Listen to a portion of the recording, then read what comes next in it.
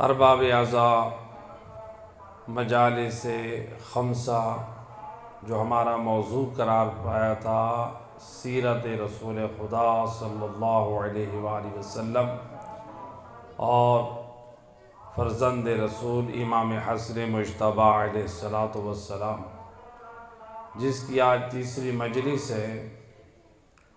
اللہ اپنی لا ریب کتاب میں ارشاد فرما رہا ہے، قل ان کنتم تحبون اللہ فاتبعونی یحببکم اللہ۔ اے میرا حبیب، اے میرا رسول، مسلمانوں سے، قرآن پڑھنے والوں سے، کلمہ گوؤں سے کہہ دے جو یہ کہتے ہیں ہم اللہ سے محبت کرتے ہیں، انہیں کہہ دے اللہ کی محبت کا ثبوت اگر دینا ہے فاتبعونی، تو پھر تم مجھ رسول کی اتباع اور پیروی کرو۔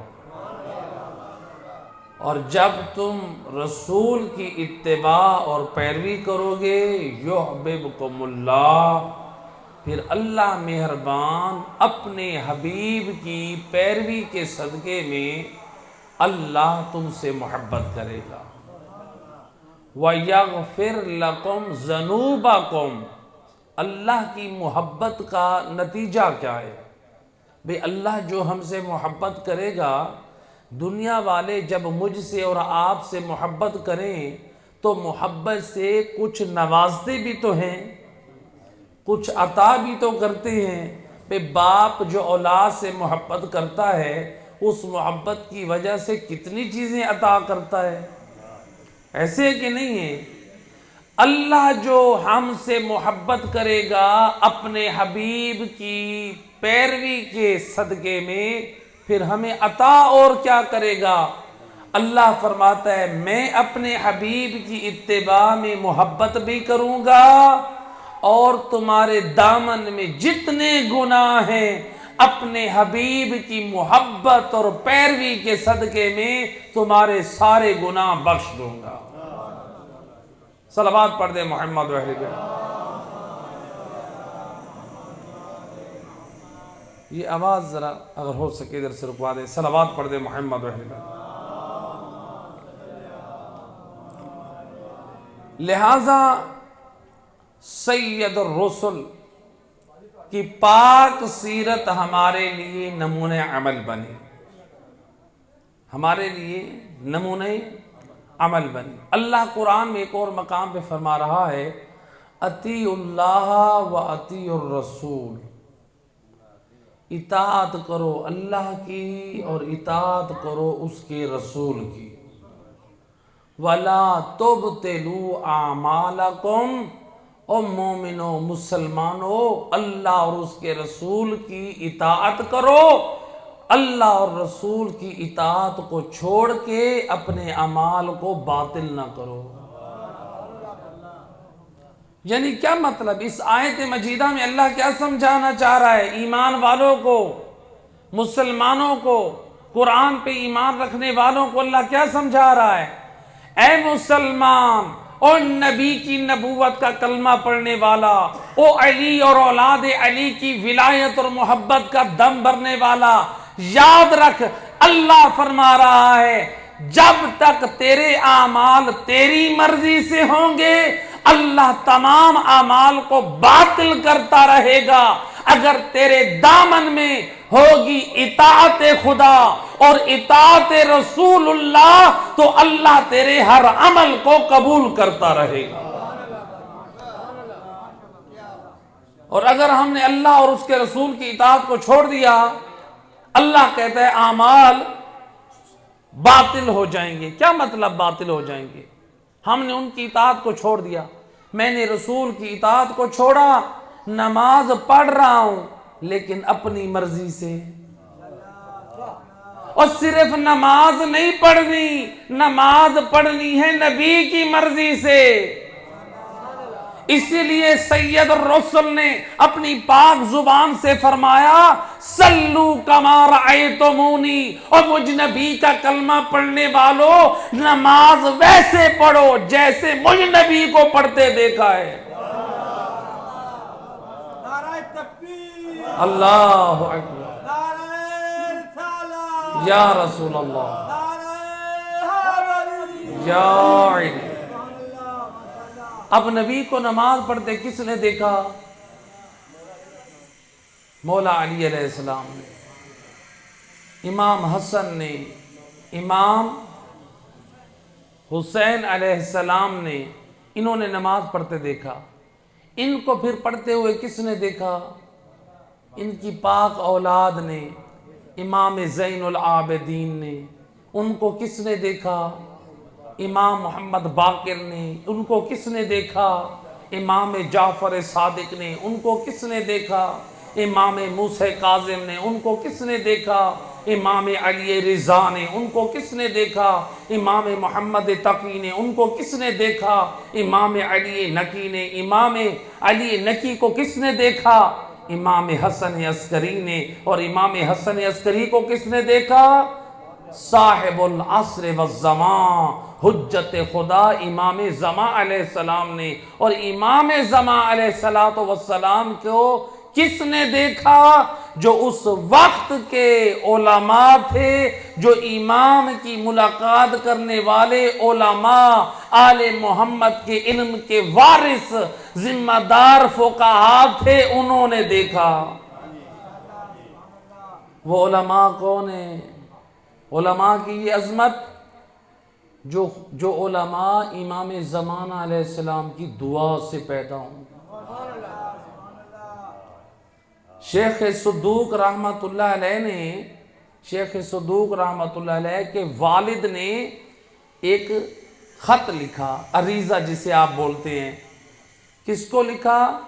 غیبت صغرا کا زمانہ ہے، امام زمان علیہ السلام کے نام، اے فرزند رسول حجت خدا، میرے حق میں دعا کرے، اللہ مجھے صاحب اولاد فرمائے۔ نائب امام دعا کروا رہے ہیں کس سے؟ امام سے، حجت خدا سے۔ لیکن اس میں کیا کہہ رہے ہیں؟ آپ دعا کریں مجھے اولاد اللہ عطا کرے۔ اللہ اکبر۔ امام نے کیا جواب دیا؟ اے فلاں، تیری اس زوجہ سے اولاد نہیں ہے، اور شادی کر، میں دعا کروں گا اللہ تجھے ایسی اولاد عطا کرے گا جو مذہب آل محمد کی خدمت گزار ہوگی۔ اب اس میں ہمارے لیے کتنے پیغام ہدایت ہیں۔ امام نے کیا فرمایا؟ یہ ذرا آواز اس کی بند کرا دی، صلوات پڑھے محمد و اہل بیت ذات پر، اللہم صلی علی محمد وآلہ۔ اب امام علیہ السلام نے اس میں کیا فرمایا؟ امام نے بڑا عظیم نکتہ دی ہے۔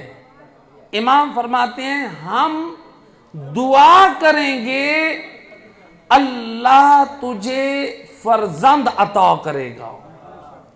امام سمجھا رہے ہیں ہمارا کام دعا کرنا ہے، اولاد عطا کرنا اللہ کا کام ہے۔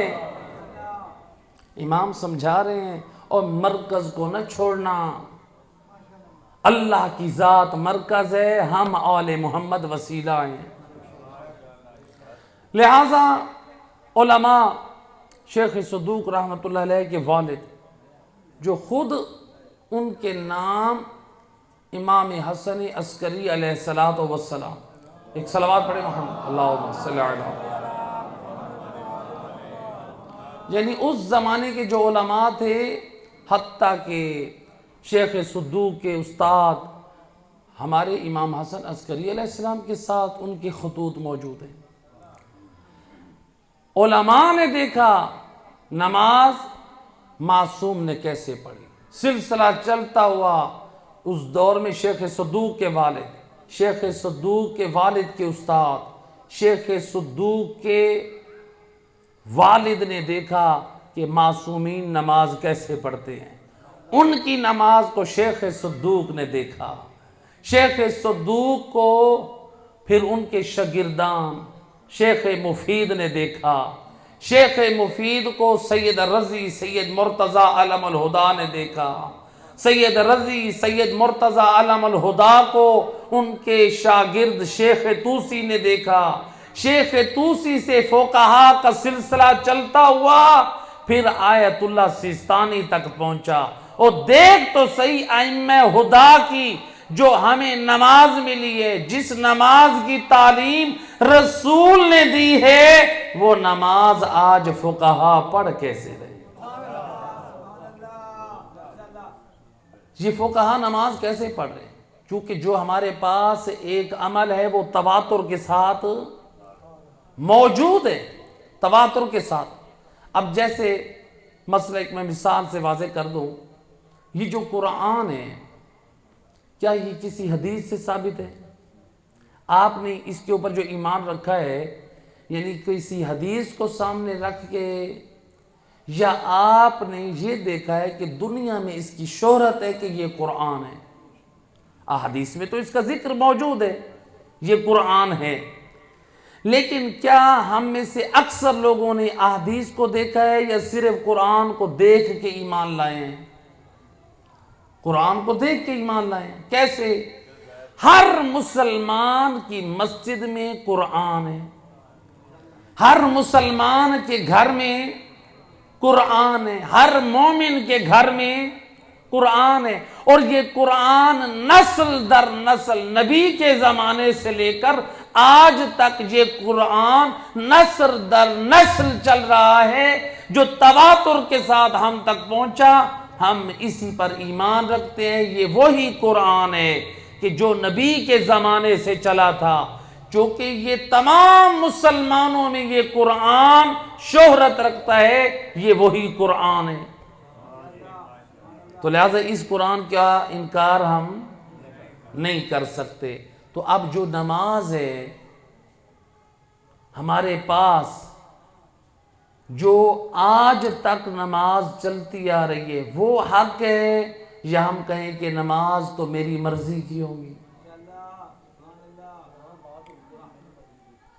جو نماز ائمہ ہدا سے چلتی ہوئی آئی، آپ یہ دیکھیں مولا علی کے حبدار جو پوری کائنات میں پھیلے ہوئے ہیں، پوری دنیا میں پھیلے ہوئے ہیں، ان کی نماز کا طریقہ ہو ایک اور میں بنا لوں اپنی نماز کا طریقہ ایک، اب بتائیں کس کی نماز صحیح ہوگی؟ جو تواتر کے ساتھ، جس کے اوپر امت کے اکثر افراد جمع ہیں، اس نماز کو ہم قبول کریں گے۔ تو لہٰذا آج یہ جو دین ہم میں باقی ہے، یہ وسیلہ بنا ہے اس دور میں خدمت علماء، اور سید الرسل نے اپنے زمانے میں علماء کی عظمت کے بارے میں فرمایا تھا، اور علماء سے دور رہنے کے بارے میں خبردار فرمایا تھا۔ فرمایا سیاتی زمان علی امتی یفرون عن العلماء کما یفر الغنم عن الذئب۔ اللہ کے رسول فرماتے او مسلمانوں کلمہ گو، بہت جلد میری امت میں زمانہ آنے والا ہے، لوگ علماء سے ایسے دور بھاگیں گے جیسے بھیڑیا سے دور بھاگتی ہیں، جیسے بکریاں بھیڑیا سے دور بھاگتے ہیں، لوگ علماء سے ایسے دور بھاگیں گے۔ اب رسول اللہ نے یہ جو تعبیر استعمال کی ہے، آخر یہ کیوں کی؟ لوگ علماء سے دور بھاگیں گے، کیسے بھاگیں گے؟ جیسے بھیڑ اور بکریاں بھیڑیا سے بھاگتی ہیں۔ اب میرا آپ سے سوال ہے، سمجھدار پڑھے لکھے لوگ بیٹھے ہیں، بھیڑ اور بکری یہ جو بھیڑیا سے بھاگتی ہے، کس وجہ سے بھاگتی ہے؟ وہ اپنا اس کو دشمن سمجھتی ہے، ایسے کہ نہیں ہے؟ بھئی یہ ہے میرے دشمن، لہذا دشمن سمجھ کے ان سے بھاگتی ہے دور۔ گویا نبی یہی سمجھا رہے ہیں وہ زمانہ کتنا بدبخت ہوگا جس میں میرے کلمہ گو علماء کو اپنا دشمن سمجھیں گے۔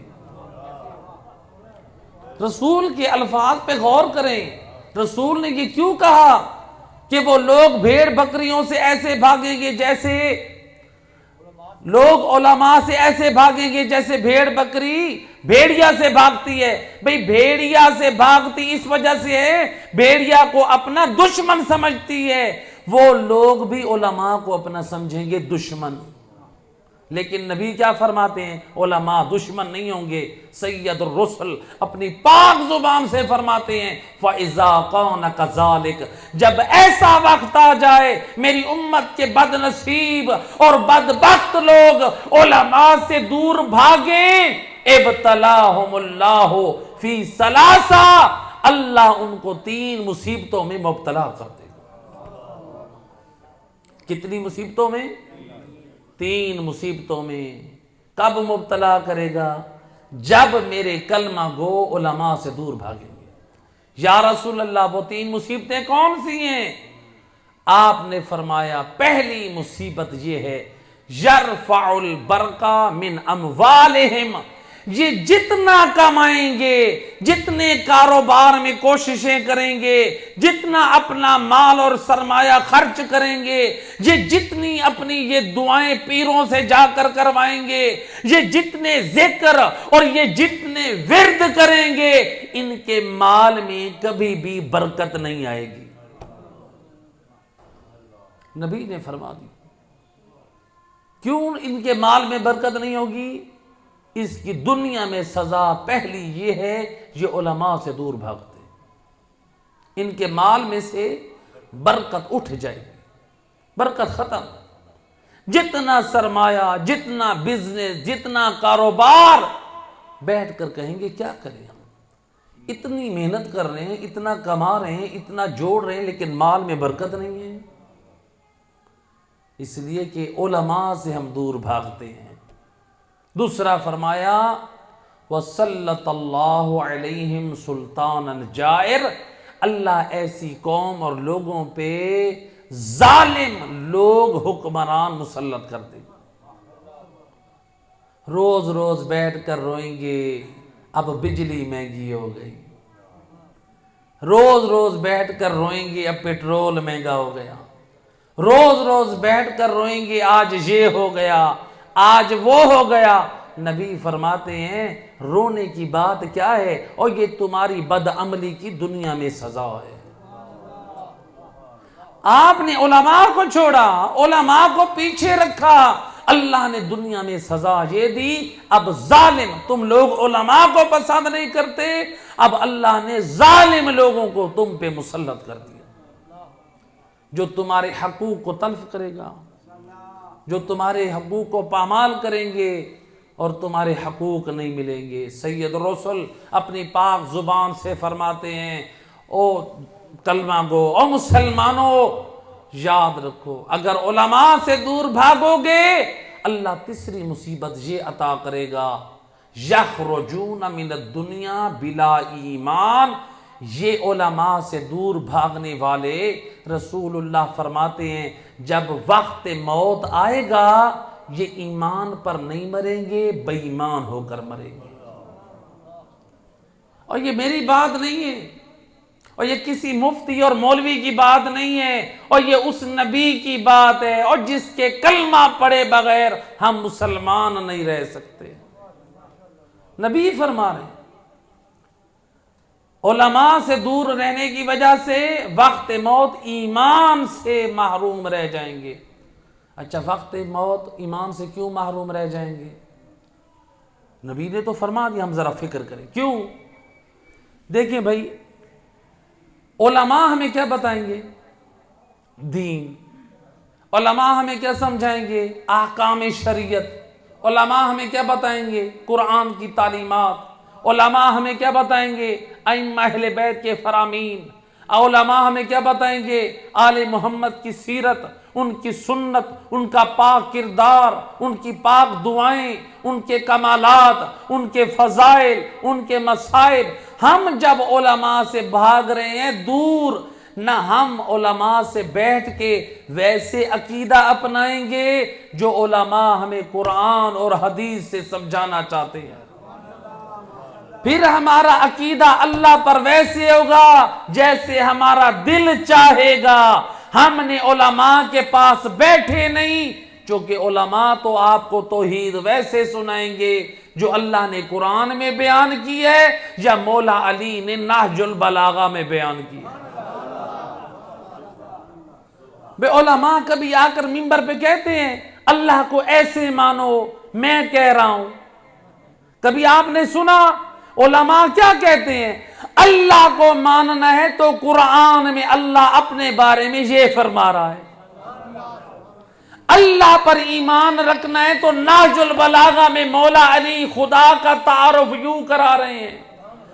عقیدہ توحید کے بارے میں امام زین العابدین اپنی دعاؤں میں سیف سجادیہ میں یوں فرما رہے ہیں. اور میرا دوست منبر پہ علماء اللہ کی توحید کو بیان کرنے کے لیے یا قرآن پڑھتے ہیں یا پھر نہج البلاغہ میں مولا علی کا فرمان پڑھتے ہیں یا پھر سیف سجادیہ امام زین العابدین کی دعا پڑھتے ہیں. اب ہم کہیں کہ یہ علماء یہ تو توحید بیان کرتے ہیں. بھی علماء نے اپنی جیبوں سے بیان کیا.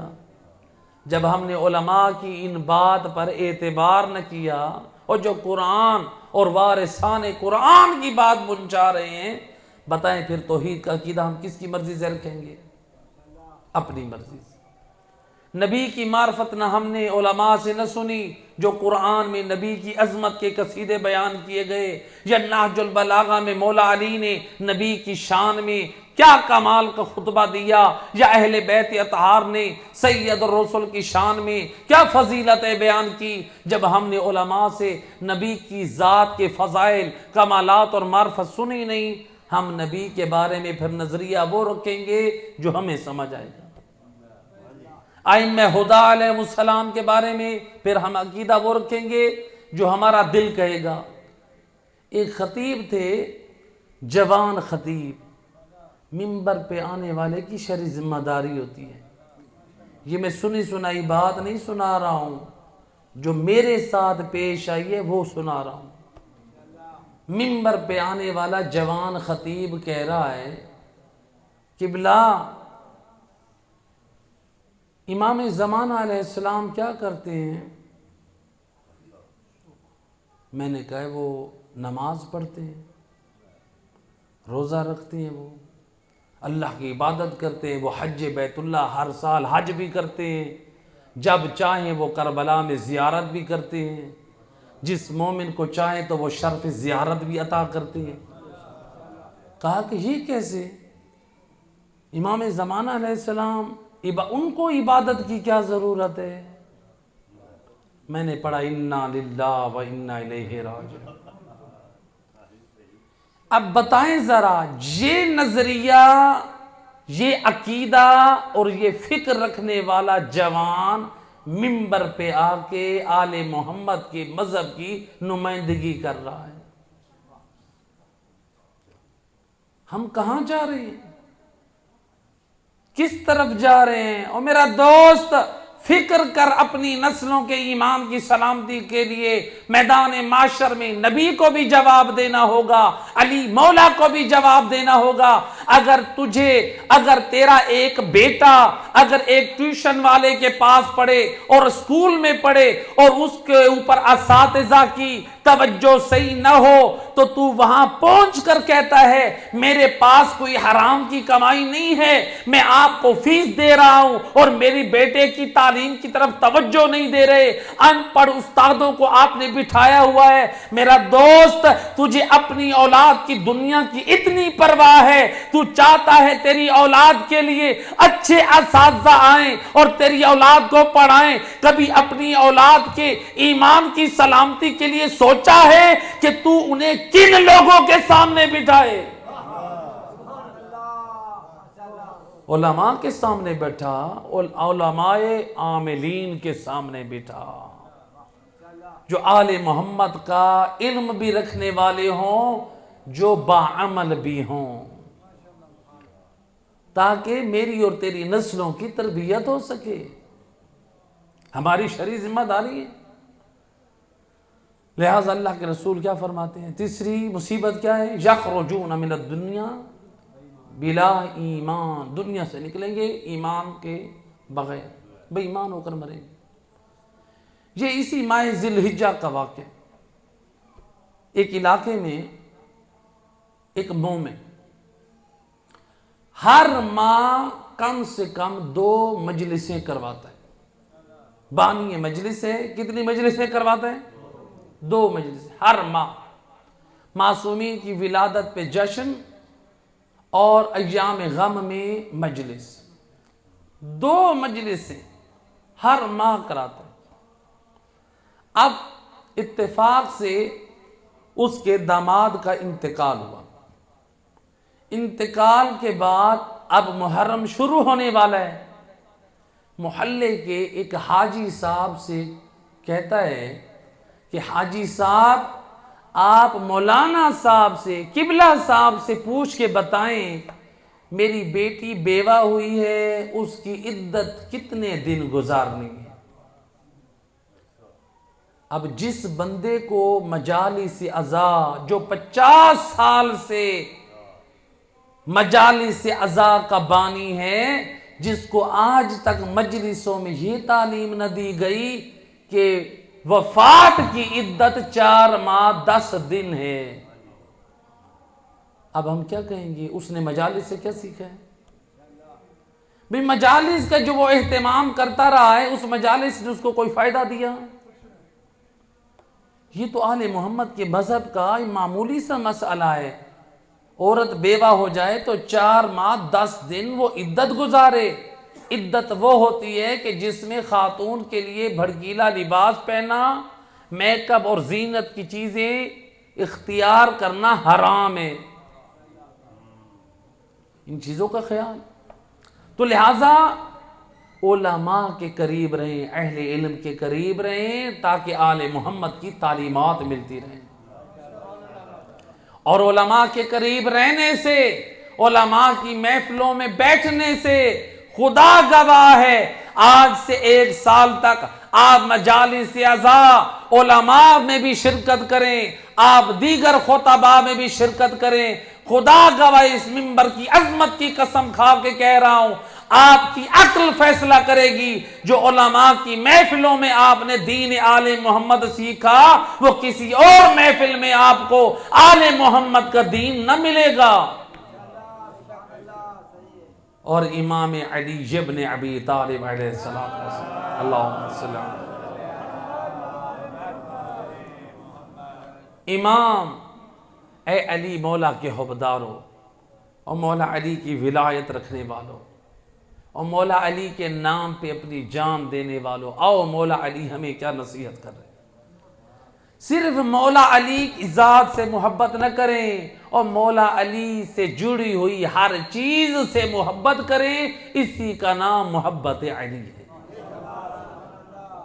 ایک صلوات پڑھ دے محمد و اہل بیت۔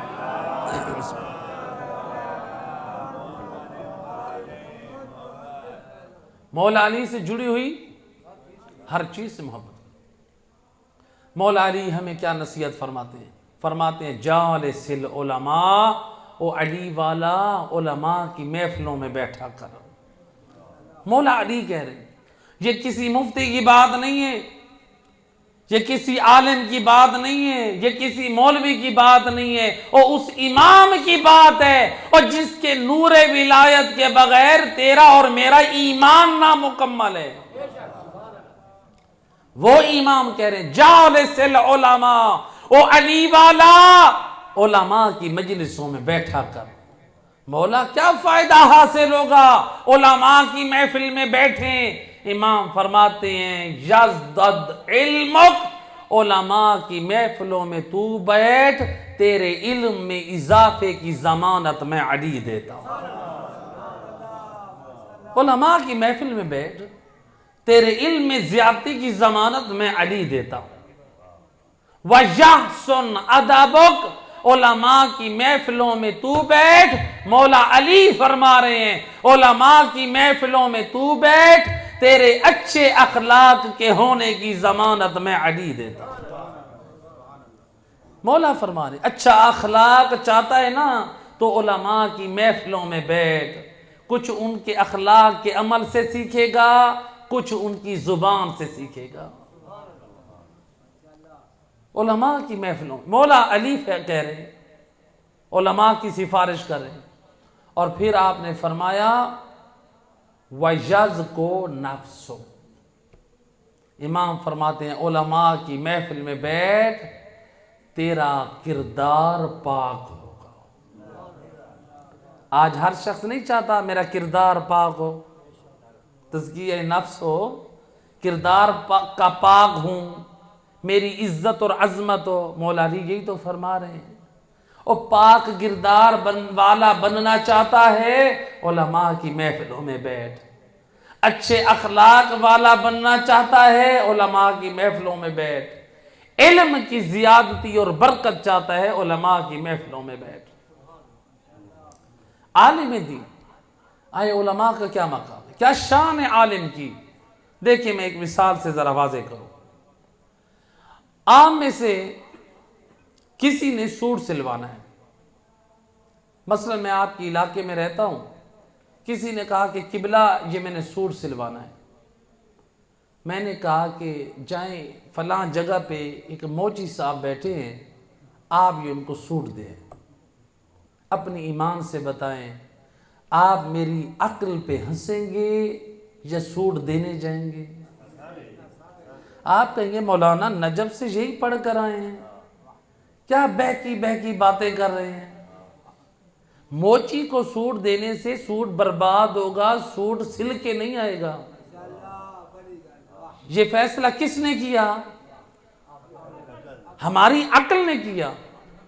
آپ نے کہا قبلہ میں بیمار ہوں، دوائی لینی ہے، میں نے کہا جائیں وہ محلے میں قصاب کسائی ہے اس کے پاس چلے جائیں۔ آپ نے کہا قبلہ خیر تو ہے، بخار مجھے ہے، لگتا ہے آپ کے دماغ پہ چڑھ گئے، میں نے انجیکشن لگوانا ہے، دوائی لینی ہے، میں نے کسائی کے پاس جا کے اپنی بوٹیاں نہیں کروانے۔ ایسے ہے کہ نہیں ہے؟ اسی طرح آپ نے کہا کہ قبلہ ہم نے پنکھا درست کروانا ہے، میں نے کہا کہ آپ چکی والے کے پاس چلے جائیں۔ آپ نے کہا قبلہ کیسی باتیں کر رہے ہیں؟ میں نے الیکٹریشین کا پوچھا ہے، مجھے بتائیں الیکٹریشین کہاں ہے؟ چکی والے کے پاس تو آٹا ملے گا۔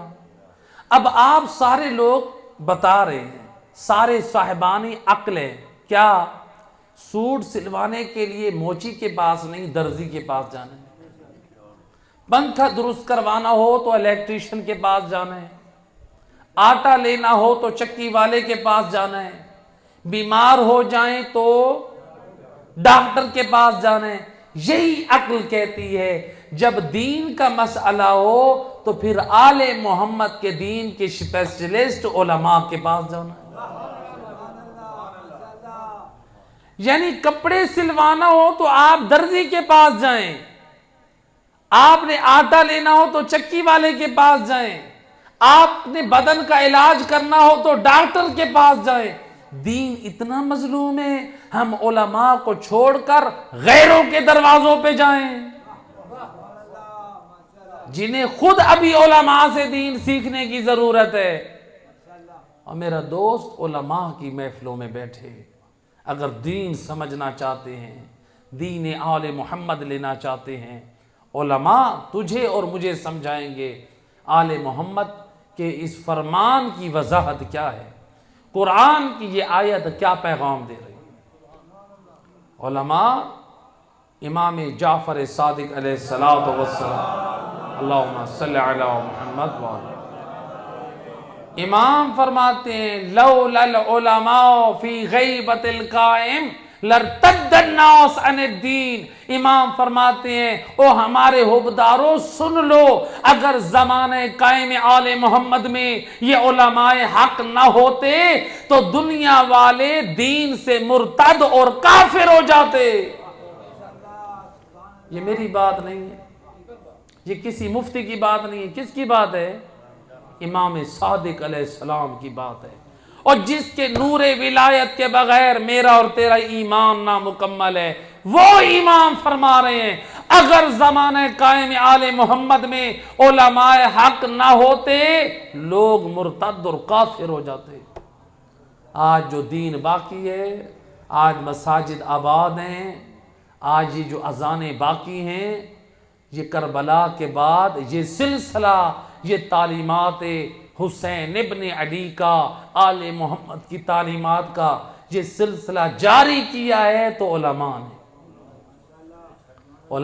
کیا۔ لہٰذا علماء سے اپنا دامن نہ چھوڑائیں، ہم اپنا نقصان کریں گے۔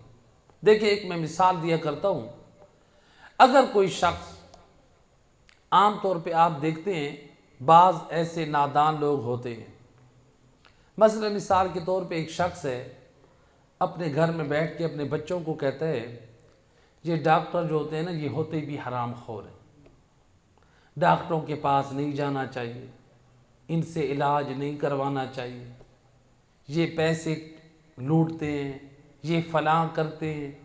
دن رات آپ ڈاکٹروں کے خلاف اولاد کو بات کریں گے، جب آپ کی اولاد یا آپ خود بیمار ہو گئے، کیا آپ کی وہ اولاد آپ کو ڈاکٹر کے پاس لے جائے گی؟ کیونکہ ہم نے تو اپنی نسلوں کو ڈاکٹروں کے بارے میں بغض بھر دیا۔ اب وہ کہیں گے ہمارے باپ نے کہا تھا ڈاکٹروں کے قریب نہیں جانا، یہ چور ہیں، یہ اپنی جیبیں بھرتے ہیں، یہ ڈاکو ہیں، یہ فلاں ہیں۔ ہم نے اولاد کے کان بھر بھر کے ڈاکٹروں کے خلاف نفرت بھر دی۔ اب ہلاکت میں کون جائے گا؟ ہم جائیں گے۔ اس لیے اولاد کہے گی میرے باپ نے جو مجھے کہا تھا وہی حق ہے، اب میں اپنے باپ کو ڈاکٹر کے پاس کیوں لے جاؤں؟ گھر میں اپنے وہ کرے گا جو نمونے اس نے کرنے ہوں گے، باپ ہلاکت کی طرف چلا جائے گا۔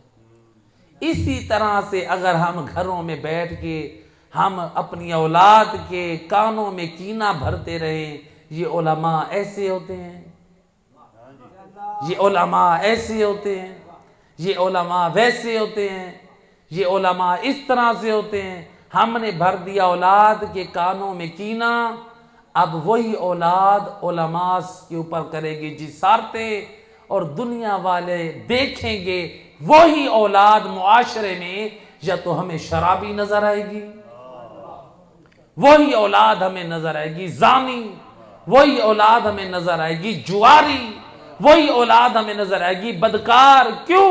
اس لیے ہم نے اپنی نسلوں کو کہا تھا علماء کے پاس نہ بیٹھنا، اور جب علماء کے پاس بیٹھے نہیں معاشرے نے ان کو گمراہ اور بے دین کر دیا۔ آپ نے کبھی دیکھا؟ الحمدللہ اس محفل میں کتنے مجھے صاحب وجاہت چہرے نظر آ رہے ہیں۔ جو علماء کے پاس بیٹھتے ہیں وہ کیا کرتے ہیں؟ نماز پڑھتے ہیں۔ قصور ان کا یہی ہے، کیا کرتے ہیں؟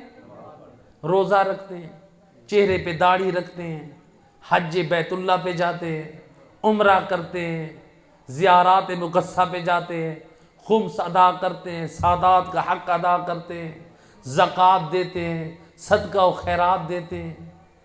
علماء تو آپ کو یہی سکھاتے ہیں۔ علماء نے کبھی یہ تھوڑی کہا ہے آپ منبر سے آ کے دنیا والوں میں ہماری عظمت کی اشتہار لگا دو۔ اور میرا دوست علماء منبر سے آ کے تجھے آل محمد کی تعلیمات دے کے آل محمد کے مذہب کا پابند بنانا چاہتے ہیں۔ علماء تجھے باکردار بنانا چاہتے ہیں، علماء تجھے شریف و نفس بنانا چاہتے ہیں، علماء چاہتے ہیں آل محمد کا حبدار جب دنیا والوں میں چلے تو اس کا فخر سے سر بلند ہو، کردار اتنا پاک ہو، دنیا والے کہیں دیکھو علی والا روزے دار جا رہا ہے، دیکھو علی والا نمازی جا رہا ہے، دیکھو علی والا حاجی جا رہا ہے، علی والا پاک کردار کا مالک جا رہا ہے۔ اور میرا دوست علماء تجھے با کردار بنانا چاہتے ہیں۔ علماء کے قریب بیٹھ کر تو دیکھ، وہ آل محمد کی محبت دین میں دین کی بنیاد ہے۔ علماء کبھی مخالف نہیں، علیہ باللہ ایک غلط فہمیاں ڈال دی گئی ہیں کہ یہ علماء آل محمد کی عزت اور عظمت کا خیال نہیں کرتے۔ ہم ایمان اور عقیدہ رکھتے ہیں یہ علماء ہیں جنہوں نے علی اور اولاد علی کی ولایت اور امامت پہ کتابیں لکھ دی۔ یہ کس نے کتاب لکھی تھی؟ کیا کسی خطیب نے لکھی ہے؟ کیا کسی ذاکر نے لکھی ہے؟ ولایت علی ابن ابی طالب پہ ثبوت کے لیے اگر 20 جلدوں پہ کسی کتاب لکھنے والا ہے، وہ عراق میں رہنے والا مجتہد عالم دین ہے۔ امام علی کی ولایت پہ لکھنے والے کتاب علماء ہیں، آل محمد کے مذہب کا دفاع کرنے والے علماء ہیں۔ ہم علماء کے دشمن بن جائیں؟ روایت ہے ایک دن ایک شخص آیا امام جعفر صادق علیہ السلام،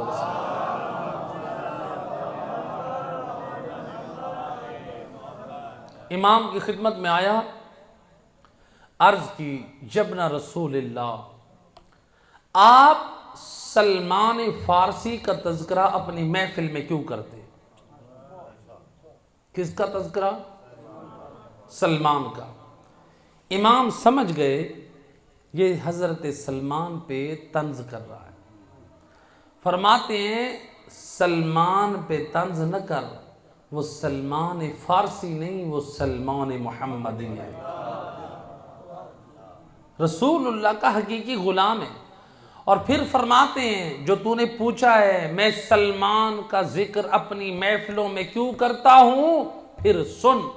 فرماتے ہیں جہاں اللہ کی وحدانیت کا ذکر کرتے ہوئے، نبی کی نبوت کا ذکر کرتے ہوئے، علی کی ولایت کا ذکر کرتے ہوئے میں امام صادق اپنی محفلوں میں فخر کرتا ہوں، وہاں سلمان کا اپنی محفل میں ذکر کرتے ہوئے فخر محسوس کرتا ہوں۔ اس لیے سلمان کے اندر 3 خصوصیات ہیں۔ سلمان کے اندر کتنی خصوصیات ہیں؟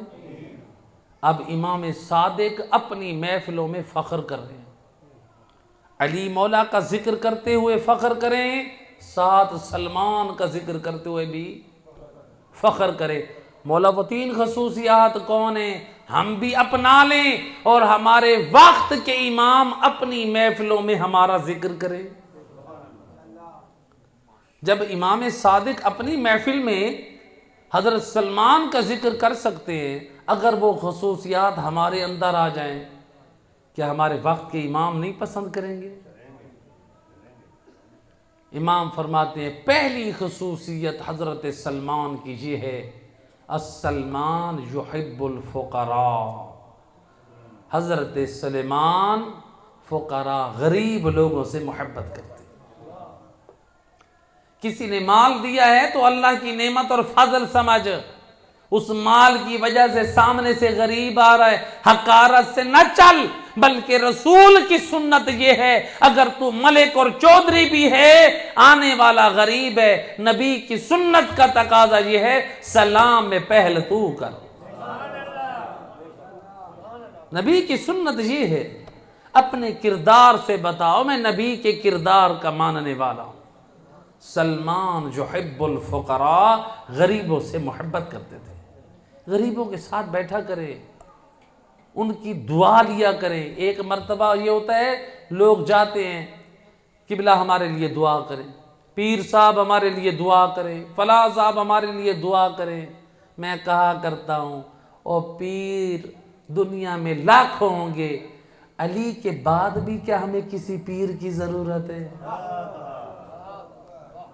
جو پیروں کا بھی پیر ہے، وہ ہمارا مرشد و سردار علی ابن ابی طالب ہے۔ مرشد اور پیر وہ ہوتا ہے اور جس کا کردار معصوم ہو۔ علی کے بعد کوئی ہے ایسا کردار؟ اللہ اکبر، معصوم ہستی ہے۔ تو لہٰذا ہم دعا کے لیے جاتے ہیں پیروں کے پاس، علماء کے پاس، بزرگان کے پاس کہ ہمارے لیے دعا کریں، ایسے ہے کہ نہیں؟ اسی لیے علماء فرماتے ایک مرتبہ آپ دعا کرانے جا رہے ہیں، ایک مرتبہ یہ آپ غریبوں کی مدد کریں، ان سے کہنے کی ضرورت نہ پڑے، وہ خلوت میں ہاتھ اٹھا کے آپ کے حق میں دعا کریں۔ غریبوں کی، مومنوں کی، مسلمانوں کی ضرورت کو پورا کریں۔ آل محمد کی سیرت میں ہے، امام حسین علیہ السلام کے جہاں آپ اللہم صلی علی محمد،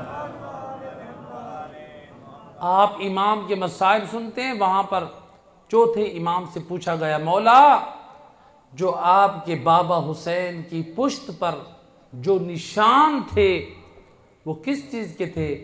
فرماتے ہیں کہ میرے بابا رات کی تاریکی میں اپنی کمر پہ بیوہ، یتیموں، مساکین کے گھروں کے لیے روٹیاں بوری میں رکھ کے جاتے تھے، ان غریبوں اور بیوہ عورتوں کے گھروں میں تقسیم کرتے تھے۔ یہ اس بوری کی نشان ہے۔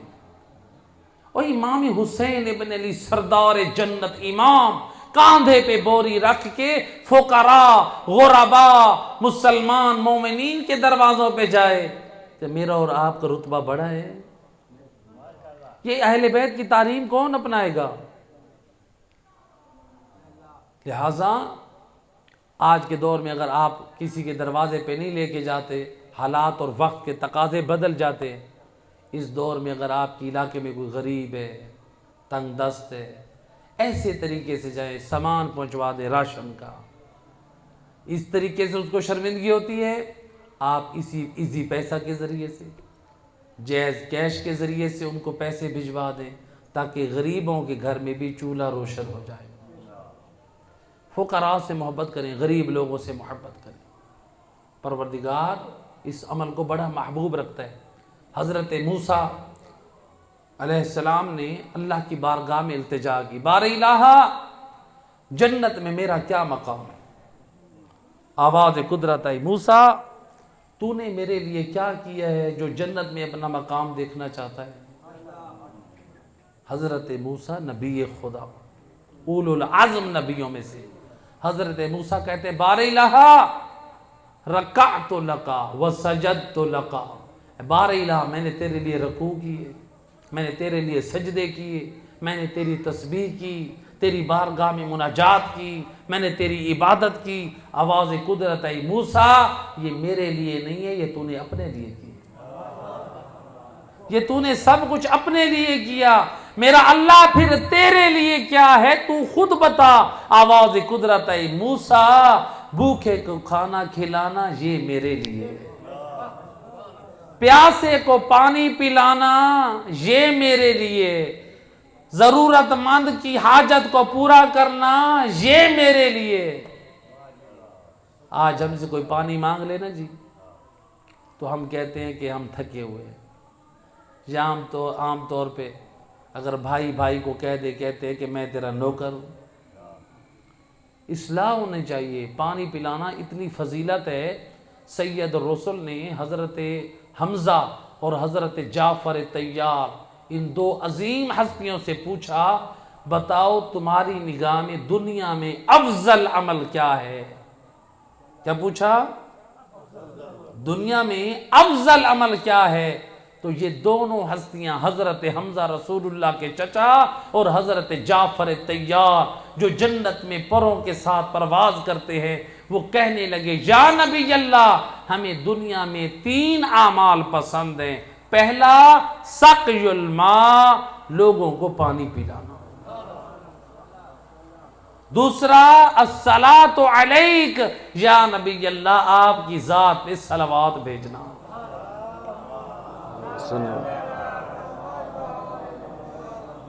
تیسرا یا رسول اللہ کائنات میں اگر کوئی تیسری چیز ہمیں پسند ہے حب علی ابن ابی طالب، علی حیدر کرار کی محبت ہے۔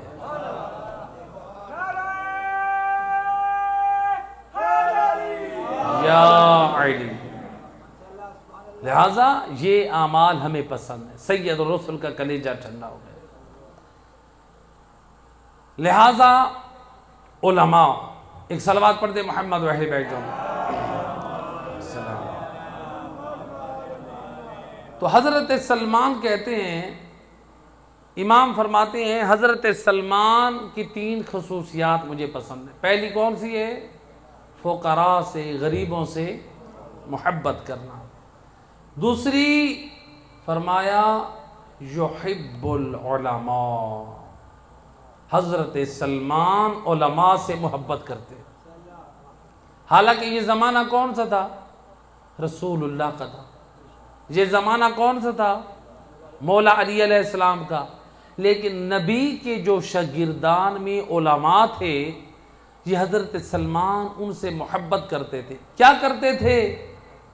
جب حضرت سلمان اس محفل میں نہ ہوتے جس محفل میں نبی نے اور امام علی نے کوئی حکمت کی، کوئی ہدایت کی بات کر دی، سید الرسل نے کوئی وحی کا پیغام سنا دیا، امت کو کوئی ہدایت کا پیغام سمجھا دیا، جب یہ حضرت سلمان آتے تھے، نبی کے ان شاگردان جو علماء تھے اصحاب نبی میں، حضرت سلمان ایمان کے 10ویں درجے پہ فائز ہونے کے باوجود افضل الصحابہ یعنی اشرف اور افضل، نبی جس صحابی کی تعظیم کریں، نبی کیا یہ صحابی ان اصحاب کی خدمت میں بیٹھ کے پوچھتے تھے، بتاؤ نبی کی خدمت میں آج کوئی وحی آئی؟ کیا رسول اللہ نے آج کوئی پیغام ہدایت سنایا؟ اللہ اکبر. یہ حضرت سلمان سید الرسل کے ان اصحاب با وفا کی خدمت میں بیٹھتے اور دین خدا کو سمجھتے. یہ علماء سے محبت کرتے تھے حضرت سلمان. امام فرماتے ہیں یہ دوسری خصوصیت ہے جس کی وجہ سے میں سلمان کے ذکر کو اپنی محفل میں کرتے ہوئے فخر محسوس کرتا ہوں. مولا تیسری خصوصیت کیا ہے؟ امام فرماتے ہیں سلمان نے اپنی خواہشات کو علی ابن ابی طالب کی خواہشات پہ قربان کر دیا. سلمان نے کیا کیا؟ اپنی خواہشات کو علی ابن ابی طالب کی خواہشات پہ. اب بتائیں ذرا حضرت سلمان نے کیا سمجھایا؟ حضرت سلمان نے معنی ولایت کو سمجھا دیا، بتا دیا او علی کی ولایت پہ ناز کرنے والوں، ولایت علی نام ہے، علی کی خواہشات پہ اپنی خواہشات کو قربان کر دو. یہ نہ کہو میرا دل کہتا ہے، دل کی نہ مانو، علی کی مانو. لہٰذا آج بعض لوگ کہتے ہیں ہمارا دل کہتا ہے ہم یہ کر لیں، ہمارا دل کہتا ہے ہم یوں کرتے ہیں. اور میرا دوست تیرے اور میرے لیے دین خدا ہے، دل کی پیروی نہیں ہے. اور دل کی پیروی منافقین کرتے تھے، دل کی پیروی مشرکین کرتے تھے جو کہتے تھے ہم دل کی مانیں گے، نبی کو کہتے تھے ہم آپ کی کیوں مانیں، مولا علی کی نہیں مانتے تھے. لہٰذا مولا علی کی خواہشات پہ حضرت سلمان نے اپنی خواہشات کو قربان کر دیا. مولا علی چاہتے تھے چہرے پہ داڑھی ہو، سلمان نے سجائی. آج ہم میں سے جتنے عزادار بیٹھے ہیں اپنی ایمان سے بتائیں کیا مولا علی کے چہرے پہ داڑھی تھی؟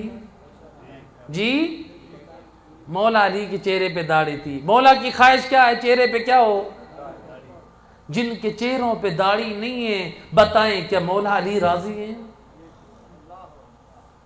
مولا علی نماز پڑھتے تھے، مولا علی کی خواہش کیا ہے؟ میرا حبدار کون ہو؟ نمازی ہو.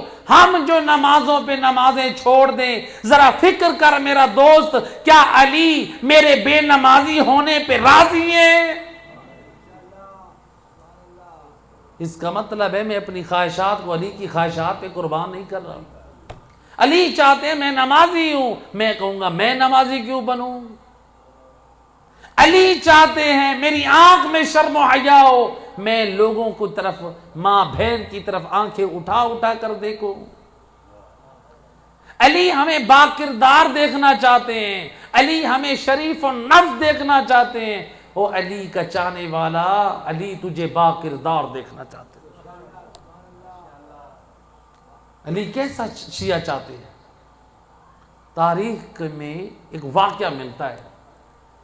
کوفہ شہر ہے, مولا علی علیہ السلام کوفہ کے بازار سے گزر رہے ہیں. امام نے دیکھا ایک نوجوان بازار کوفہ میں کھڑا ہے. امام چلے گئے, کچھ دیر بعد واپس آئے, وہی نوجوان کھڑا ہے, بالوں میں کنگا دیے اور بن ٹھن کر تیار ہو کے نگاہ خیانت سے خواتین کی طرف دیکھ رہا. اب ایک شخص مولا علی کے زمانے میں مولا علی کے سامنے بے حیائی کرے, گناہ کرے اور علی مولا خاموش رہ جائیں, یہ نہیں ہو سکتا.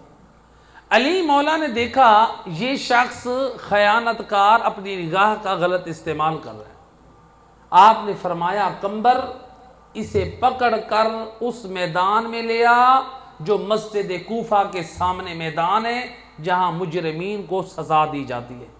اے کمبر, اس شخص کو اس میدان میں لے آ.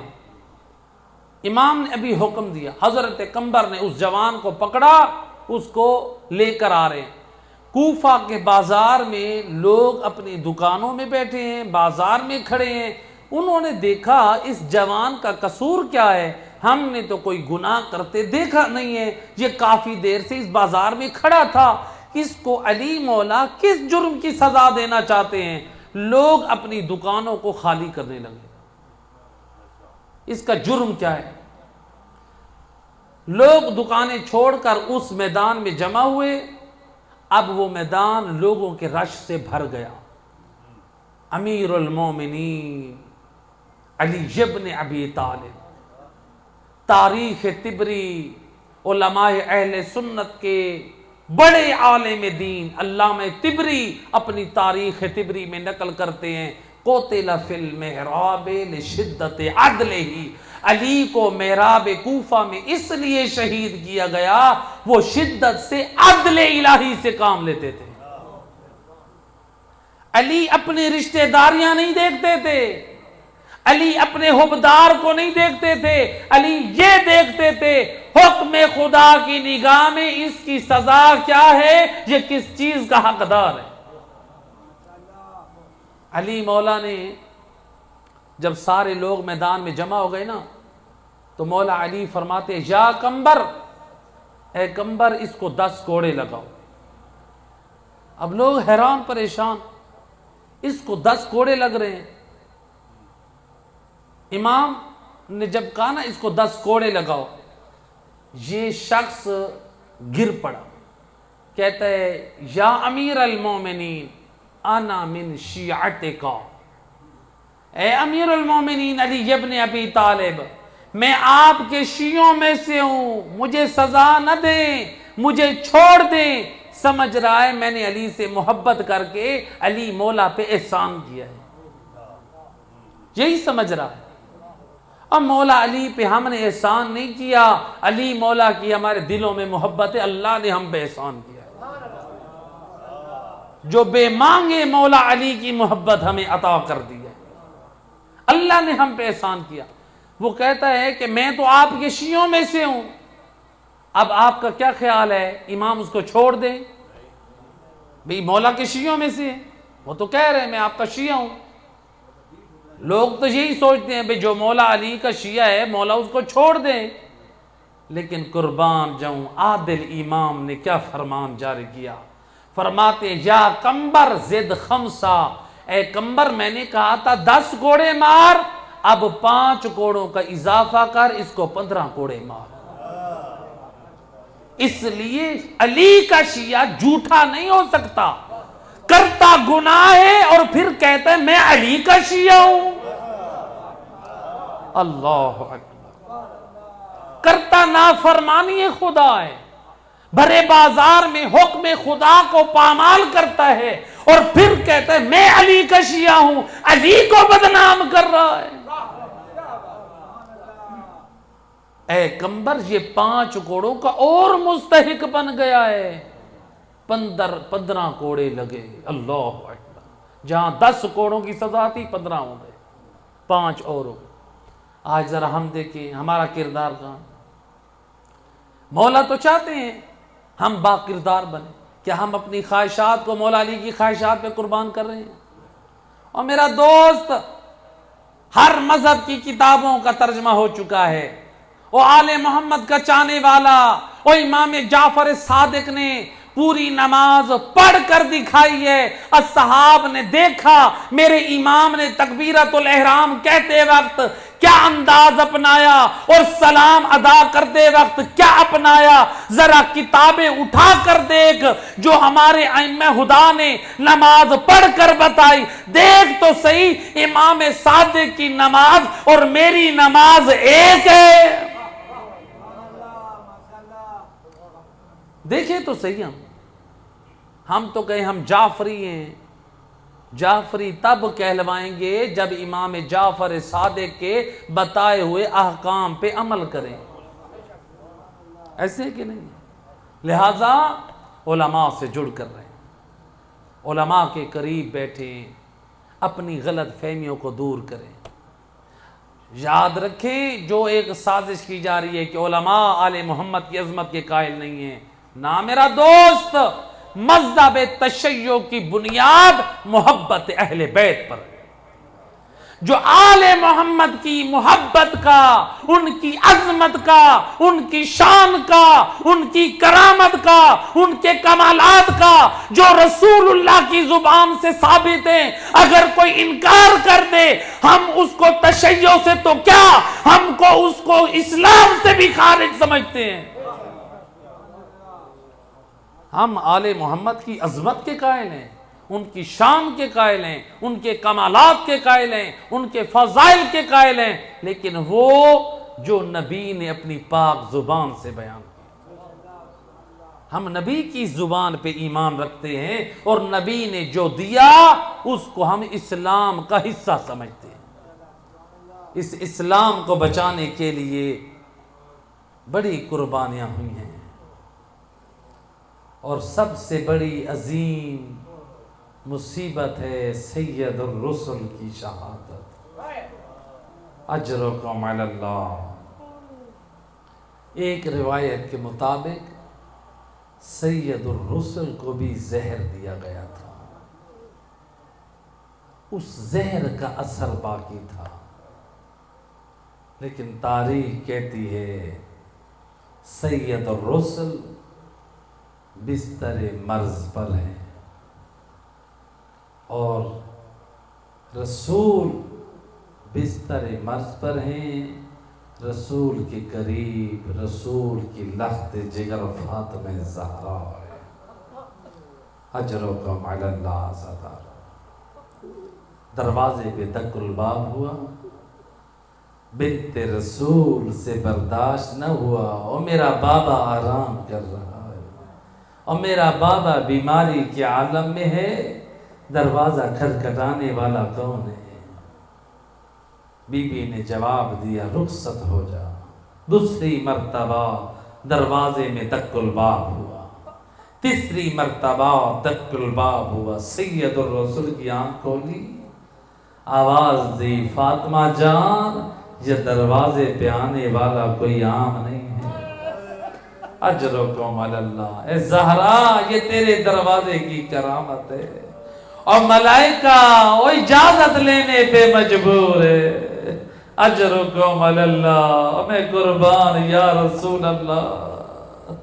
روایت کا جملہ سید الرسل علی مولا بھی آئے کچھ دیر میں، علی کی گود میں نبی کا سر ہے، یہ جناب سیدہ بساط پہلو میں ہے۔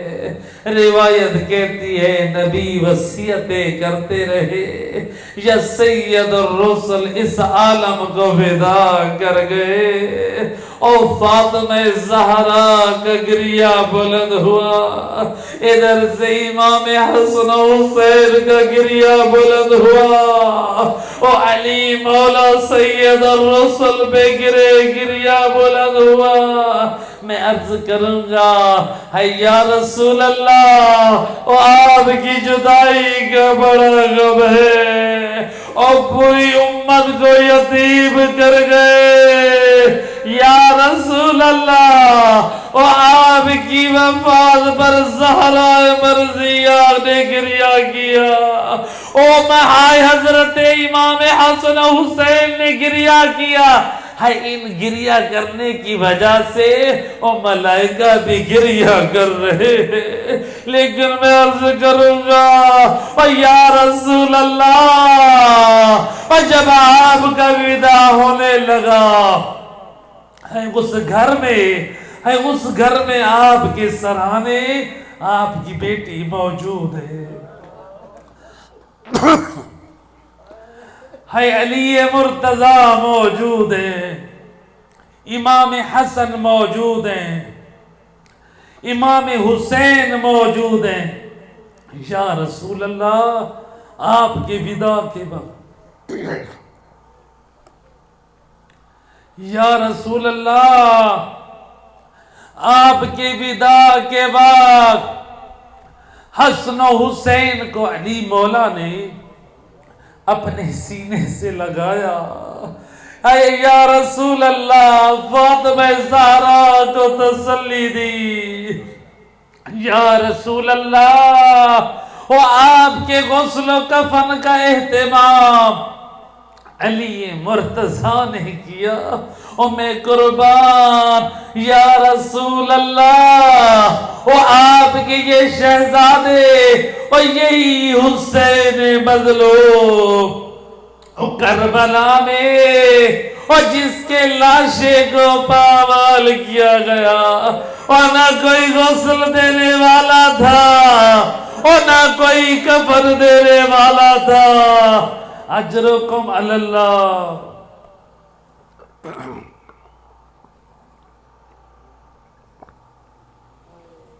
اجرکم علی اللہ عزادارو۔ یہ رات بڑی مصیبت کی رات ہے یا رسول اللہ، آپ کے گھر میں آپ کے اصحاب نے گریہ کیا، آپ کی آل نے گریہ کیا، لیکن تاریخ میں اتنا موجود ہے، نبی کا جنازہ 3 دن تک پڑا رہا، اور مسلمان بیٹھ کر وہ اپنے مسائل حل کر رہے تھے۔ میں عرض کروں گا یا رسول اللہ، اور 3 دن جنازہ پڑا رہا، لیکن جنازے پہ آپ کے جنازے کی وارث اور فاطمہ زہرا گریہ بھی کرتی، اور عورتیں آ کر تعزیت بھی دیتی، لیکن کربلا میں حسین کا لاشا وہ پامال لاشا ہے۔ اور جب یہ بی بی سکینہ آئیں، بابا کے کٹے ہوئے گلے کا بوسہ دے رہی ہے، اور پامال سینے کا بوسہ دے رہی ہے۔ روایت کہتی ہے اجتمعت عدہ من العراب، اور چند اشقیاء آگے بڑھے، اور جن کے ہاتھوں میں تازیانہ، اور یہ اس وقت تک سکینہ بی بی کے بدن پر اور یہ ظالم ظلم کرتے رہے، اور جب تک بی بی نے بابا کا لاشا نہ چھوڑا۔ الا لعنت اللہ علی القوم الظالمین، وسيعلم الذین